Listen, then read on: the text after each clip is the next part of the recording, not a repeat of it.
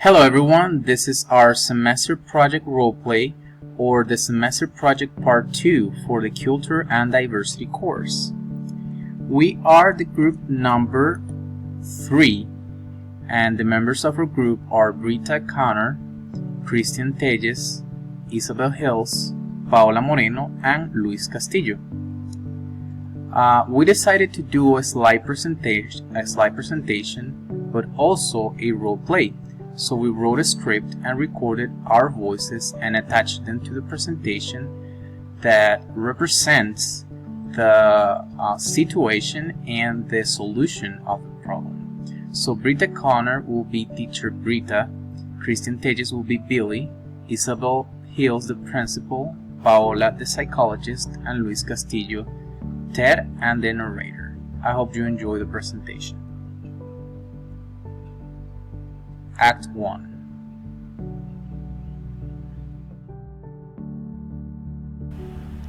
A regular day at school, teacher Brita started her class by giving the students the instructions for that day's activities.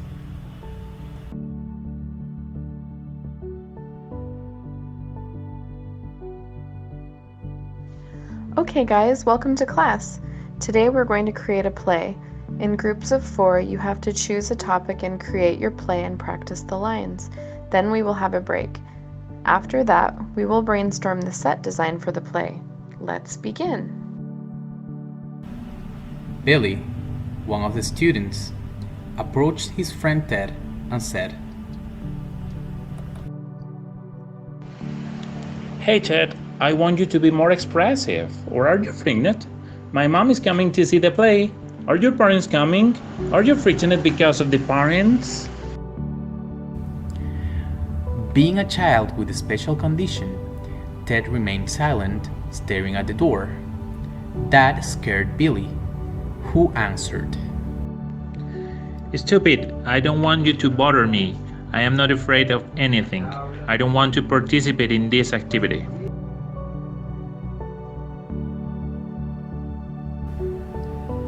Suddenly, Billy and Ted started to fight.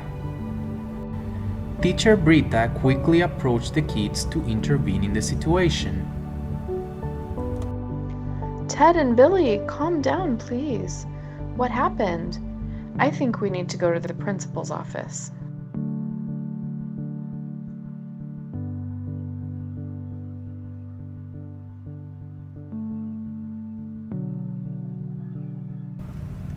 Teacher Brita, Ted, and Billy went to the principal's office.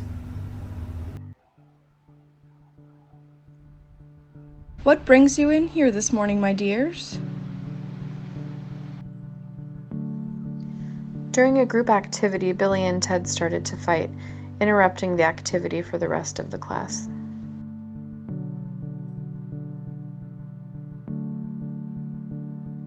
Could you please explain to me what happened?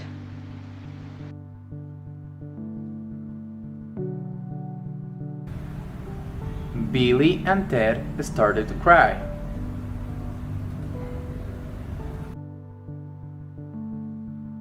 You don't need to cry. Just tell me what happened so that I can help you. Remember that all our actions have consequences.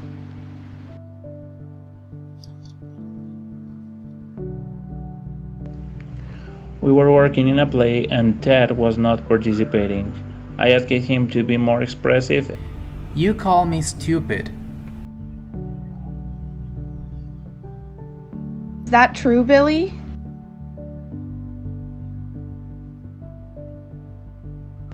I was just...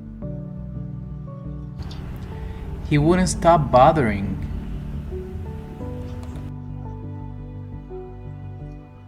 Okay, so I need to call your parents. According to the school handbook, you must work out a behavior contract. This can lead to suspension if your behavior doesn't change.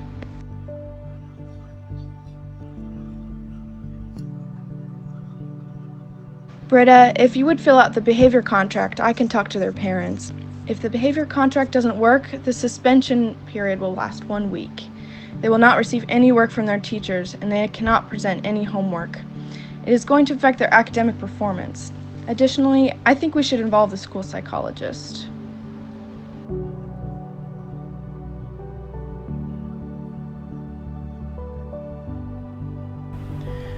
That same morning, the principal and the school psychologist met to discuss Billy and Ted's situation.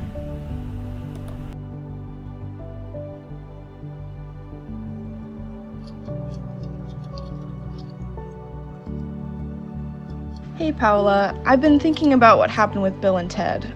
I think we have space for improvement because we haven't had a discussion with the class about working with and understanding students that have special needs. I think it would be a good idea to create a workshop to promote inclusion in the school. We have files of information about students with special needs, so I can create the workshop if you can create the plans for teaching the class. Is that something you'd agree to? I agree with you. Thanks for involving me in this wonderful process. Okay, I have the workshop and this is our plan. Do you have the profiles?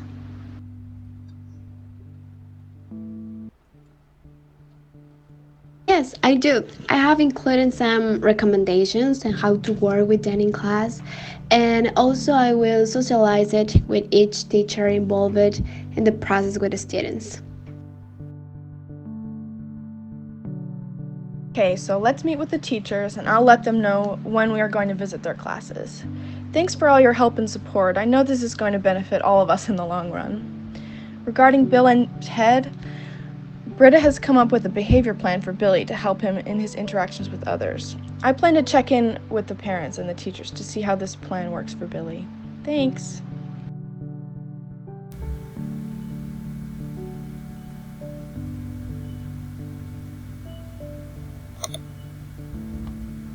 Hello everyone, I'm so excited to be in your class and I'm gonna introduce myself.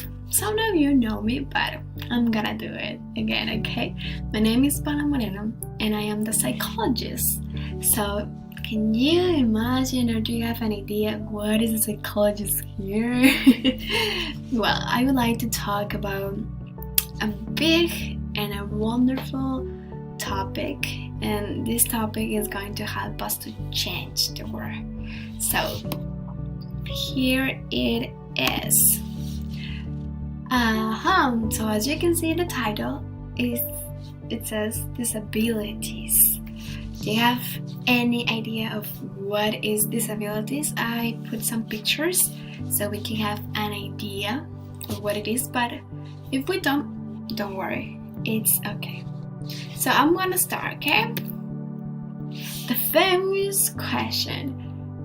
Here it is, yes. What is a disability? Let's see. Well, I'm gonna read it. Is any continuing conditions that restricts everyday activities, reduces capacity of the person for communication, for social interaction, learning, or mobility, and a need for continuing support services. And as you can see, it says that restricts everyday activities. It's not says monthly or weekly or yearly, it says every day. So this is really a huge thing, don't you think so? So what are the types of disabilities? We have 6 types. The first is speech impairment. It's an individual who is unable to speak but can hear. Also, we have hearing impairment, that is a student or a person who is unable to hear clearly in both ears. We have also visual impairment, the blind people. We have also learning disability.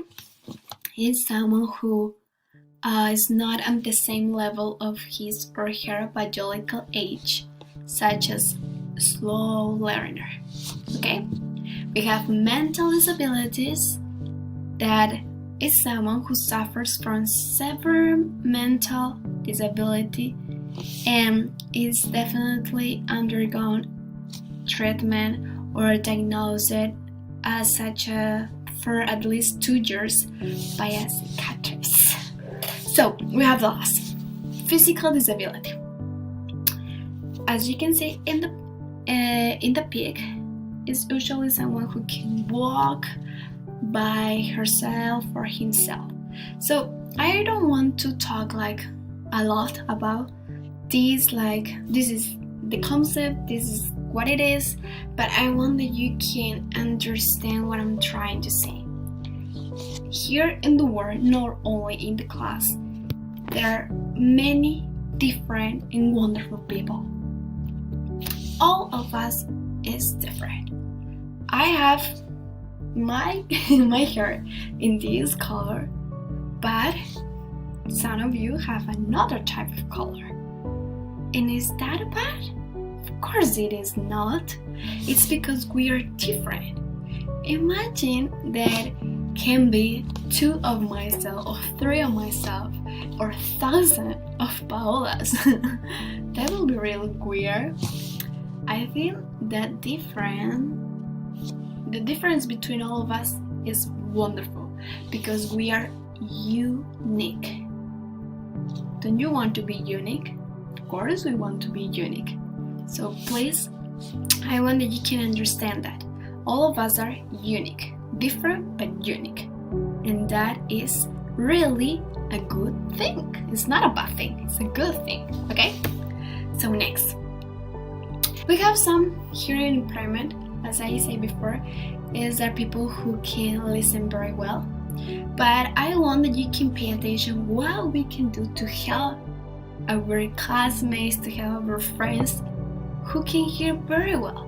Not just like focus on the concept, but what things we can do, how we can help them. Don't you want to help your friends or your family who has these type of problems? Of course, yes. So there are 2 tips or things that we can do. The first one is look and speak directly to them, not just to the people accompanying them, including the interpreters. But look and speak directly to them, okay? And speak clearly and use a normal tone of voice unless otherwise instructed by the person with the hearing impairment. So don't like try to say, hello, it's me. Just like, don't be like that. Just like a normal tone of voice, okay? The next one. People with intellectual disability. Well, we probably can have in our family with this disability, or even our friends, that include difficulties with communication, self-care, social skills, and self-direction. So, but what we can do? You need to remember that the most important thing to remember is treat each person as an individual. Okay, so first, be considerate of the extra time it may take for a person with an intellectual disability to do or say something. And that implies to be patient and give your undivided attention, especially with someone who speaks slowly or with great effort. Okay? Yes! The next one, people with autism. This disorder have sensory sensitives under sight, touch, taste, smell, sound, temperature, or pain. So what we can do? One of the things that we can do is establish routines and predictable environments, or inform people what is about to happen before it occurs. And again, be patient and be affectionate and respectful. However, never force physical affection, okay, if he or she doesn't want to. I have a challenge for all of you, okay? I want to do the KAIS project. C of create, A of ask, I of invite, and S of smile. We are going to do this in this week. Okay, create what? Okay, create posters with slogans that communicate positive messages about people with disabilities. Yes, Also, we are going to always ask someone if they need help before helping, and show respect for a difference. Invite? Well, we are going to invite. Well, we are going to invite a fellow student who appears to be isolated from the group to join in an activity. Yes. And the last is, yes, a smile. A smile at people you pass in the school hallways. This is gonna be the project for this week. I hope that you can accept this challenge. And to just finish this presentation, I want that you can remember this. Kindness changes everything. Okay? Kindness changes everything. And if you want to change the world, we can start doing this project, the KAIS project. Thank you so much for your attention, and I'm so excited for this week that is going to be our challenge. We are going to have so much fun, okay?